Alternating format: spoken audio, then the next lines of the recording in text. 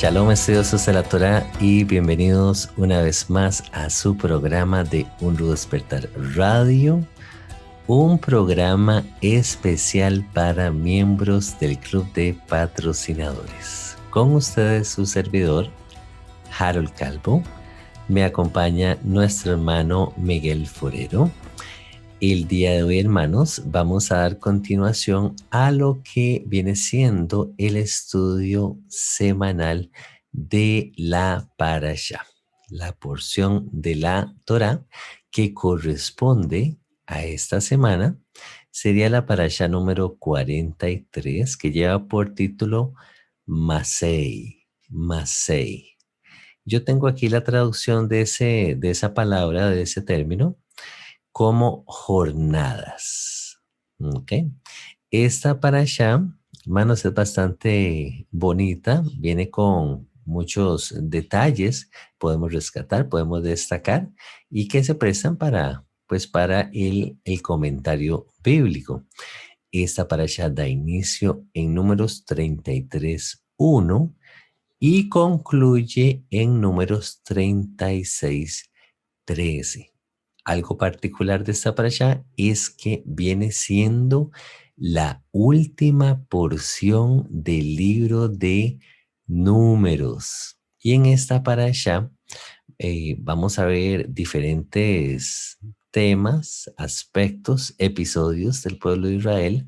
Entre ellos encontramos jornadas de Israel desde Egipto hasta que ellos llegan al Jordán.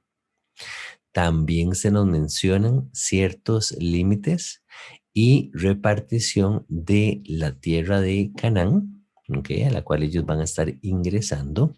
También se nos hace mención de la herencia que le corresponde a los levitas. Viene siendo un testigo, puesto que eso ya lo habíamos leído anteriormente. Se nos hace otra vez mención de las ciudades de refugio y cómo es que ellas operaban.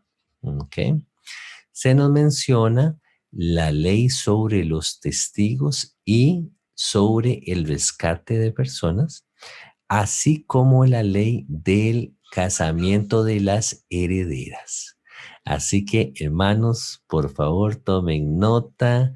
También les invitamos a que nos hagan llegar sus comentarios a través de las diferentes redes sociales, mensajes directos, y esperamos que esta parashá sea de bendición para sus vidas.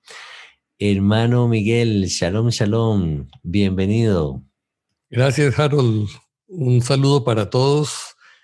Y sí, esta parashá está llena de sorpresas y de cosas muy interesantes. Lo primero que quisiera notar es que en los años que llamamos bisiestos, o sea que tienen un mes más, esta parashá va separada de la anterior. En los años regulares usualmente van juntas, y ustedes van a encontrar en los calendarios de las parashá que Matot, la anterior, y Masei se leen el mismo día. Para efectos prácticos, nosotros hemos hecho los dos programas separados porque en algunos años van a estar separadas. Entonces, lo que recomendamos es que usted las escuche las dos los años que toque hacerlo juntas. Bueno, lo otro es que ya entrando en el tema, esto de las jornadas resulta muy interesante porque si ustedes han visto en sus Biblias, en los mapas que normalmente aparecen en todas al final, nos muestran al pueblo de Israel vagando o dando vueltas allí en la península del Sinaí, lo cual resulta un poco absurdo porque dice uno, bueno, para los que creen que eran 2 millones de personas, ¿cómo era que estaban dando vueltas en un área tan relativamente pequeña? Se iban a encontrar la cabeza con la cola de la fila ahí. ¿Cómo sería eso?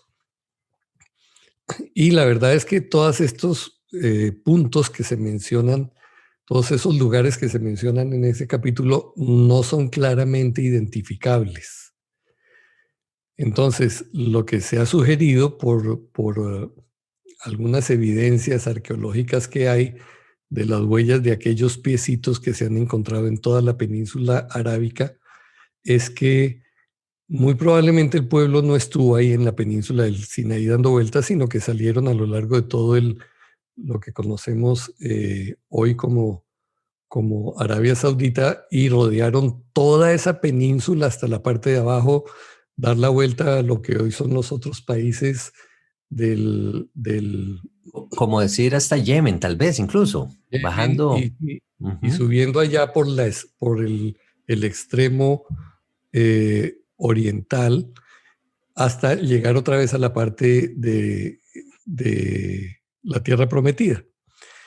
Y esto es probable porque esas huellas se han encontrado a lo largo de todo esto. Un doctor que tuvo la oportunidad de ser invitado por la familia real para hacer unos exámenes, un tratamiento a uno de los príncipes saudíes, y a él le dieron permiso de viajar. Él estuvo haciéndolo y encontró esas huellas y también unos candelabros, unas menorás talladas a lo largo de todo ese camino. De manera que es muy probable que estas jornadas, estos lugares que se mencionan en esas jornadas, tengan que ver más bien con aquella otra ruta y no con la que tradicionalmente se ha considerado.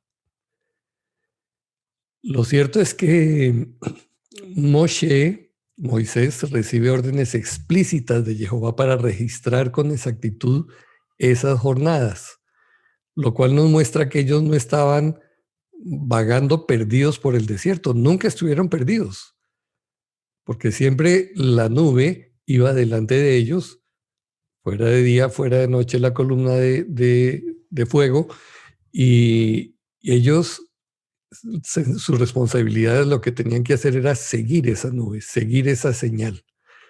Jehová sabía a dónde los hacía parar y nos dice los relatos que a veces paraban un día, a veces paraban meses. Fue una lección de aprender a depender totalmente de Jehová en lo que Él determinara. No era cuando yo me quiero ir, ya me aburrí aquí y me voy. No, tienen que esperarse ahí. Y a veces estaban terminando de poner la tienda y parece que apenas la terminaban, se levantaba otra vez la nube y bueno, otra vez levanta y vámonos.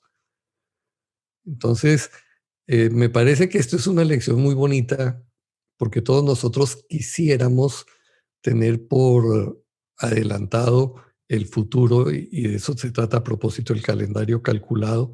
Le garantiza a usted saber cuándo van a ser las fiestas el año entrante, los próximos años. El calendario por observación nos lleva a depender de Jehová en el día, en el mes a mes. Tenemos que esperar a ver cuándo se ve la luna para entonces planear ese mes. Y ¿Cierto? creo que de eso se trata, ¿no? Y muy interesante, Mano Miguel, que usted ahora menciona el calendario, porque justamente al inicio de esta parashá se nos da un dato que nos saca de la duda a aquellas personas que en algún momento nos cuestionamos el tema de la Pascua. Vea qué interesante este dato. Yo no sé si usted lo había escuchado antes, pero hay personas que comparten la posición de que si la Pascua, ¿cuándo es que realmente se celebra? Porque si volvemos al libro de Levítico en capítulo 23 y encontramos la referencia a la Pascua, se nos dice, entre atardeceres del día 14 van a ustedes a sacrificar el cordero, celebrar la Pascua y todo este protocolo, ¿verdad? Todo este ritual. Pero hay gente que dice, bueno, es que el 14 incluye todo el día, puede ser el atardecer incluso del 13 para entrar al 14. Y yo he escuchado como diferentes, en esto se escucha de todo un poco, ¿verdad? No tengo Sí, duda sí. de que usted ha No, escuchado también de correcto. esto. Cada uno tiene Pero su calendario. sí, todo el mundo de ahí sale con un calendario diferente y pues uno respeta, pero en la misma escritura encontramos referencias como esta. Vea qué interesante. Dice en el pasaje número 3 del capítulo 33, de Ramesés salieron en el mes primero, a los 15 días del mes primero. El segundo día de la Pascua salieron los hijos de Israel con mano poderosa a vista de todos los egipcios. Entonces, aquí no hay duda de que Israel sale el día 15 del primer mes, ¿ok? Eso significa que ellos tuvieron que haber celebrado la Pascua justamente la noche anterior, en el atardecer, tuvieron que haber sacrificado al cordero, haber marcado los dinteles de las puertas con sangre, porque el ángel de la muerte iba a pasar por la noche, y a la mañana siguiente ya empezar el proceso de migración pues a la tierra prometida a través del desierto. Entonces yo desde ahí arranco y digo, mira qué bonito, ya vemos esta referencia que para mí en lo personal es muy, muy, muy aclaratoria, ¿verdad? Nos saca de esa duda.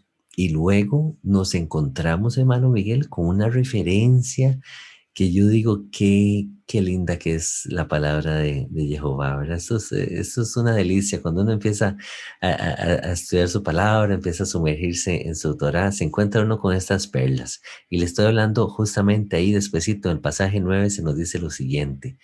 Salieron de Mara, vinieron a Elim, donde había 12 fuentes de aguas y 70 palmeras, y allí acamparon, ¿verdad? Entonces ya empezamos a ver esos mensajes codificados que cualquiera podría pasarlos por alto y decir, qué casualidad, 12 fuentes de agua pudieron haber sido 15, 20, las que sean, y 70 palmeras, como pudieron haber sido 5, pudo haber sido 100 palmeras.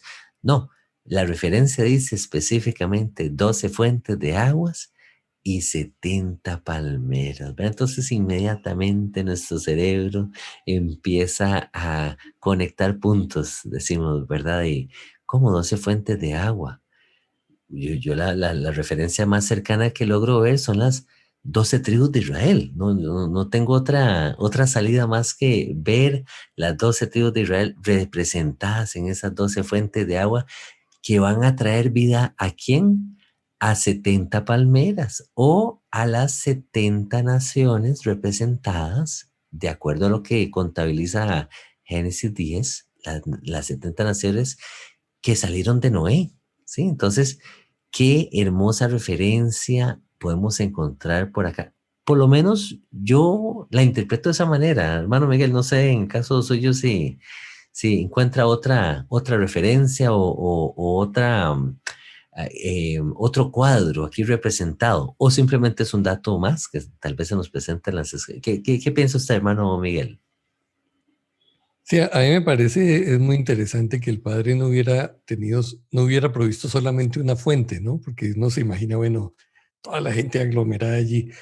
No, a cada tribu le proveyó su propia fuente para saciar las necesidades que tenían, en donde se ve también el detalle, el cuidado detallado de Jehová para su pueblo, ¿no?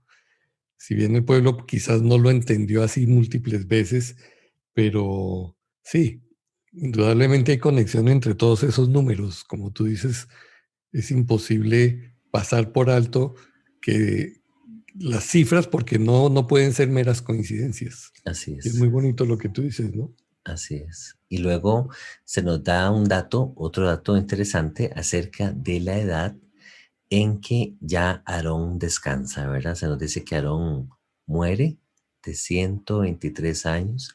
Inmediatamente recordé la edad de Moisés también, que él andaba parecido cuando Jehová lo llama a subir al monte, ya cuando ya Moisés también va a morir, ¿cierto? Al final del libro de Deuteronomio nos vamos a encontrar más adelante que era Moisés de 120 años.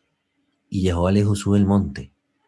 Y uno se pone a pensar y uno dice, pero si Moisés era una persona mayor también, pero vea el vigor que tenía este hombre, que Jehová le dice, no importa, sube al monte, te estoy llamando, sube al monte.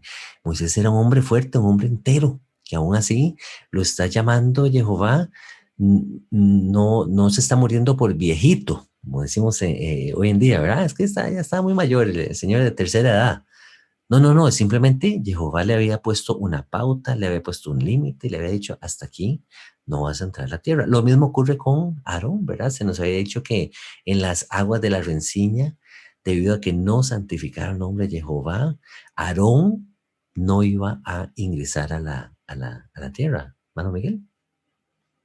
Sí, es impresionante eso porque eso nos muestra los decretos de Jehová respecto de cada uno, ¿no? Pero también cómo es posible que nosotros, si hacemos las elecciones, ¿no? Sí, correctas en nuestra vida, respecto de lo que es nuestra alimentación, nuestro estilo de vida y todo eso, debiéramos tener una salud em, radiante, como dice que era la vida de Daniel, ¿no? Que su rostro era radiante, o sea, como que expelía salud. Y entonces no hay sentido para que nosotros nos, nos preparemos, pues, para que no, conforme llega la vejez, tenemos que estar todos ahí sentados en una silla de ruedas y esperando que nos atiendan. No, yo creo que Dios preparó nuestros cuerpos para esta vitalidad y por eso estos hombres se les dice incluso, ¿no? Bueno, es hora de que tú te mueras, sube y muérete. Sí. Resulta curioso porque yo no sé, yo le diría, Señor, ¿y cómo? ¿Sí? ¿Cómo me muero? Pero el caso es que él sube al Monte Or y allí de alguna manera entra en un sueño y ya, se terminó todo para él. Es reunido con su pueblo, ¿no? Así es, así es. Y luego, a medida que vamos avanzando en la parashá, no, se nos menciona un tema de límites y la repartición de la tierra de Canaán para con los hijos de Israel. Ahora, antes de que ellos vayan a ingresar, Jehová les da un mandamiento, ¿verdad? Les da otra pauta. Cuando hayan pasado el Jordán y entren a la tierra de Canaán, mire usted lo que dice aquí en el versículo 52. Van a echar de delante de vosotros a todos los moradores del país. Por ahí se nos dice en la Torah que Jehová nos iba a entregar a nuestros enemigos, pero de una manera ordenada, ¿verdad? Porque si no, iba a haber un problema con las bestias del campo que se iban a multiplicar y entonces más bien Israel podía verse afectado en ese aspecto. Entonces Israel iba a ir entrando a la tierra, iba a ir conquistando, pero de una manera seccionada, por así decirlo. Aquí el punto es que la orden se dio, el mandamiento se dio de que Israel tenía que remover a los moradores de la tierra de Canaán, destruir sus ídolos de piedra y sus imágenes, se nos dice, y los lugares altos. Iban a echar a los moradores de la tierra. ¿Okay? Ahora, ¿qué encontramos eventualmente en el libro de Reyes, digo yo? Qué interesante. Se cumple la profecía, la consecuencia, que aquí mismo la encontramos en el versículo 55, de lo que iba a ocurrir si ellos no echaban a los moradores de la tierra.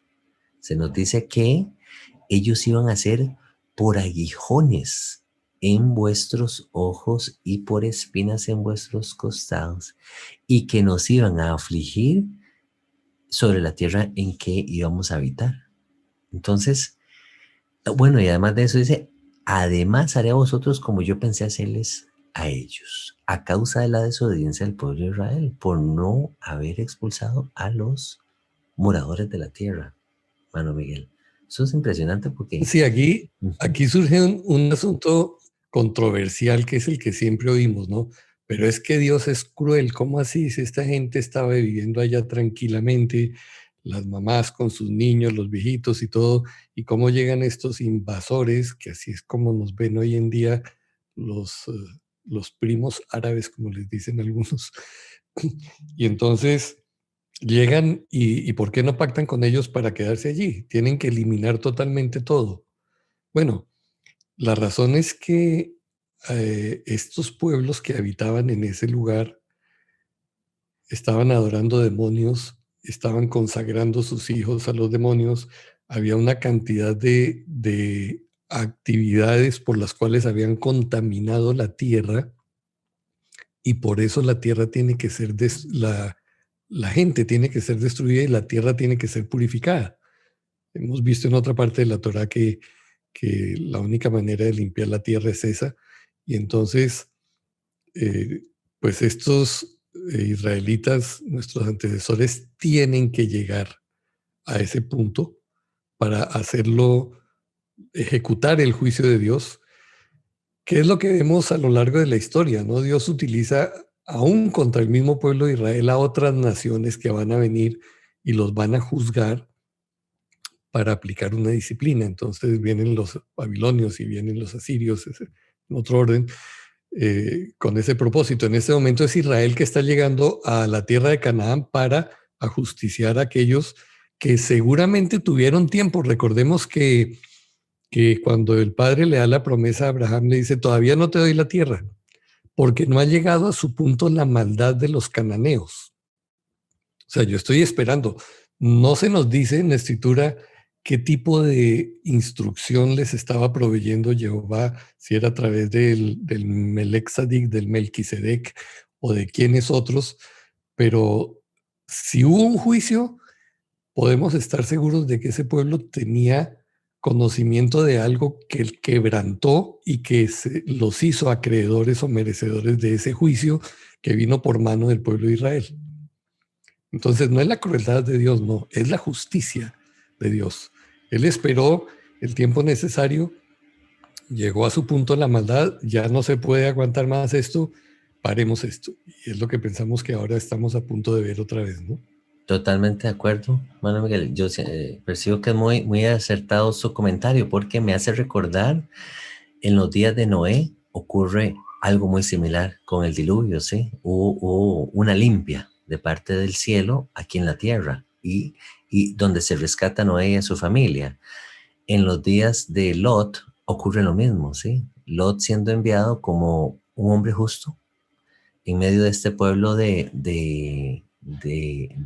bueno, habitantes en la tierra de Canaán y donde tuvo que llegar definitivamente el juicio de Jehová y apartar a Lot por consejo de Abraham o por más bien por intercesión de Abraham. Y me hace recordar también el juicio que iba a caer sobre Nínive en los días de Jonás, que a diferencia de los habitantes de Canaán, de Sodoma, Gomorra, Adma y Seboín, los habitantes de Nínive deciden escuchar la palabra del profeta Jonás y volverse a Jehová de sus malos caminos, ¿verdad? Y evitar así la destrucción. Ahora, lo que me pone los pelos de punta es lo que dijo al final usted, hermano Miguel, de cómo al final de los días sabemos por la narrativa bíblica que viene un juicio también para la tierra por ese comportamiento, mal comportamiento del hombre para con el Creador, ¿verdad? Entonces, ay, hermanos, qué palabra esta de exhortación más fuerte nos encontramos en esta parasha para poner nuestras barbas en remojo. Así es. Avanzando en medio de la parasha, más adelante vemos cómo se nos hace un recordatorio de cómo iban a manejar la herencia los levitas en términos de las tierras. Si bien es cierto que a los levitas Jehová les dijo, a ustedes no les daré una parcela de tierra, porque yo mismo seré su heredad. Qué hermoso, ¿verdad? Jehová mismo iba a ser la herencia de los levitas. Sin embargo, a los hijos de Israel se les manda que tengan cuidado los levitas. ¿Cómo? Pues iban a asignar pongámosle que ciertos trozos de tierra para que los levitas pudieran habitar ahí, por supuesto. Y entonces los levitas iban a habitar en medio de sus hermanos. Y se nos dice que ahí ellos iban a tener sus ciudades, no solo para habitar, sino que también para pues tener su posesión de sus animales, sus ganados y sus bestias. Todo dentro del orden de Jehová. Israel iba a tener cuidado de ellos a través de su pueblo de Israel. Y luego, hermano Miguel, entramos a un tema aquí interesante, que es el tema de las ciudades de refugio, ¿cierto? Perdóname, hago una anotación respecto de lo que estás diciendo de las áreas de los levitas. Yo he escuchado que todavía en México, sobre todo, se utiliza la palabra los ejidos, ¿sí? Y tal vez la gente no sabe la conexión de esta palabra con la escritura. Los ejidos era el terreno que se llamaba inmediatamente externo a las ciudades, que estaba determinado por un cierto número, 500 codos creo que eran, alrededor de las ciudades donde los levitas entonces, como no iban a tener campos, pero iban a tener animales, podían tenerlos ahí en la vecindad donde estaban viviendo en las ciudades. O sea, esa periferia de todas las ciudades estaba reservada para los animales de los levitas. Y esa palabra, eso se llamaban ejidos. Oye, qué Y la gente interesante. todavía utiliza ese nombre, ¿no? Los ejidos. Mm, ok, ok. Bueno, como un dato, como parte de esa herencia hasta nuestros días. Muy, muy interesante. Veníamos entonces mencionando el tema de las famosas ciudades de refugio. Hermano Miguel, Mm. tal vez coméntenos un poquito, cómo funcionaba esto, las ciudades de refugio? Sí, fueron 6 ciudades de refugio, 3 al este del Jordán y 3 al oeste. Estaban bien distribuidas a lo largo de todo el territorio y su propósito era uno que nosotros nos cuesta trabajo entender, era permitir que la persona que había cometido un homicidio involuntario, no un asesinato, ¿sí? Un asesinato es algo premeditado. Usted dice, este me cayó mal y yo le estoy esperando aquí a la vuelta de la esquina y le doy un garrotazo, le doy con una piedra, lo mato con una espada, en fin. Eso es asesinato. Pero resulta que si usted estaba trabajando en el terrado de su casa y se le zafó una piedra y estaba pasando otro por ahí, le cayó y lo mató, evidentemente no fue un asesinato, fue un accidente, Un llamamos nosotros, accidente. Ujú. pero lo mató. La gente familiar del muerto tenía el derecho, aún por la ley, de cobrar venganza, aunque hubiera sido un accidente. Hoy en día eso se llama ira e intenso dolor. Una persona que expresa de ira e intenso dolor porque ha visto la vejación o el daño que le han hecho a su hijo, a su hija, a su esposa y reacciona matando al ofensor, normalmente es declarado inocente porque ha sido presa de ira e intenso dolor, se llama hoy. Bueno, en ese tiempo sucedía igual, que la gente podía, en esa reacción de que, pero ¿cómo que mataron a mi hermano, mataron a mi padre o a mi mamá o quien fuera? Y salir y buscar al tipo y enceguecido por ese dolor, matar al causante de la muerte.